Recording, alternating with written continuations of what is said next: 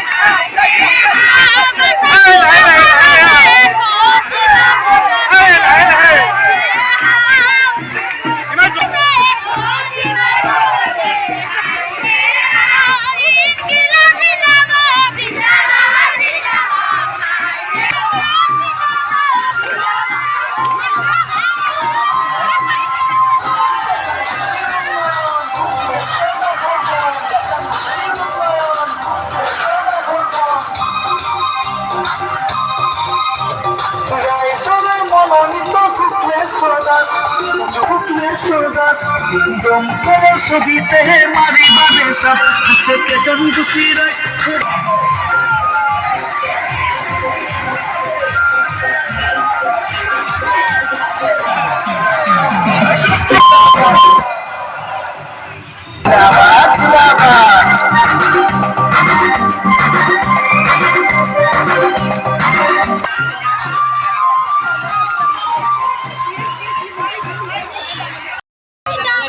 পঞ্চায়ত নহয় যেন বিধানসভাৰ নিৰ্বাচন যেন ঠিক তেনেদৰে আপোনালোকে আজি আড়ম্বৰপূৰ্ণভাৱে ওলাইছে, কি কয়?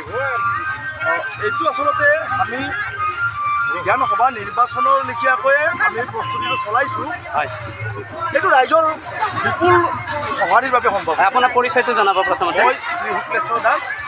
মই 1 নম্বৰ 2 নম্বৰ কেকানকুচি আৰু 5 নম্বৰ ৱাৰ্ডৰ মই নিৰ্দলীয় যদিও মই ভাৰতীয় জনতা পাৰ্টীৰ সমৰ্থনত মই ৱাৰ্ডৰ পৰা নিৰ্বাচন। কি প্ৰতীকত আপুনি? মোৰ প্ৰতীক দমকল। কিহৰ কাৰণে আপোনালোকে এনেদৰে ওলাই আহিছে, কি ক'ব? আমি নিৰ্বাচনৰ বতৰ যিহেতু আমি আজি ৰাইজৰ সঁহাৰি পাই আমি ওলাই আহিছোঁ, যাতে আমি ৰাইজৰ স্বাৰ্থ ৰাইজৰ হকে আমি কাম কৰি যাব পাৰোঁ আৰু যাতে বিজেপি চৰকাৰে যিখিনি উন্নয়ন কৰিছে সেই উন্নয়নৰ খাতিৰতে ৰাইজখিনি গোটেইখিনি ৰাইজে একত্ৰিত হৈছে, গোটেইখিনি ৰাইজে ওলাই আহিছে। এই চেগতে মই ভোটাৰ ৰাইজক ধন্যবাদ জ্ঞাপন কৰিছোঁ। লগতে কিমানখিনি আশা কৰে আপোনালোকে? আমি 100ৰ ভিতৰত 99% আশা কৰোঁ। হয়, এয়া সমৰ্থিত নিৰ্দলীয় প্ৰাৰ্থী আমি শুক্লেশ্বৰ দাসক আচলতে ইয়াত এনেদৰে আড়ম্বৰপূৰ্ণভাৱে আচলতে আৰু এয়া হৈছে পৰিৱেশ আমি দেখুৱালোঁ ইয়াত।